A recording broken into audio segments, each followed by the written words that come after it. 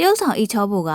အိမ်အောင်သက်2 နှစ်အတွင်းမှာဒုတိယကိုဝန်ကိုလွယ်ထားနေရပြီဆိုပြီးတော့ပြည်သက်တွေကိုအသိပေးလာခဲ့ပါတယ်။သမီးလေးတယောက်ရဲ့မိခင်ဖြစ်တဲ့ဤချောဖို့ကဒုတိယကိုဝန်ကသားလေးဖြစ်တာမို့လို့အိမ်ဟန်းကိုပျော်ရွှင်နေရပါတယ်။သူမရဲ့ခင်မမိုးဆက်မုံကလည်းသူမနဲ့ထပ်တူဝမ်းသာပျော်ရွှင်ခဲ့ပါတယ်။အကြာသေးခင်ကဤချောဖို့ကချမ်းသာကြွယ်ဝပြီးချောမောလှပတဲ့မင်းသမီးဖြစ်ပေမဲ့အများထင်တယ်လို့ခင်မချစ်တာကိုမခံရတာမို့လို့အိမ်တော်ကြီးကံမကောင်းဘူးဆိုပြီးပြည်သက်တွေရဲ့ဝေဖန်မှုကိုခံခဲ့ရတာပါ။သူခင်မုံကလူရှိမာတော့အပြစ်ရှာလေသံမာတက်သူဆိုတာကိုကလေးကကွယ်စေးထိုးဖို့လာတဲ့အချိန်သူနာပြုဆရာမကကိုယ်တိုင်မြင်တွေ့ခဲ့တာဆိုပြီးတော့ Facebook လူမှုကွန်ရက်ပေါ်မှာပြန်ပြောပြလာခဲ့ပါတယ်။သူမရဲ့အိမ်တော်ကြီးသတင်းတွေနဲ့ပတ်သက်ပြီးတော့ဤချောဘူကဘာမှဖြေရှင်းတာမျိုးမလုပ်ခဲ့ပါဘူး။နိုဝင်ဘာလ16ရက်နေ့မှာတော့သူမရဲ့ခင်မုံနဲ့အိမ်အောင်သက်2 နှစ်ပြည့်သွားခဲ့ပါပြီ။ချစ်စရာရန်ကောင်းတဲ့သမီးလေးကိုပိုင်ဆိုင်ထားတဲ့သူမဟာဆိုရင်နောက်ထပ်သားလေးတယောက်ကိုလည်းပိုင်ဆိုင်ခွင့်ရတော့မှာဖြစ်ပါတယ်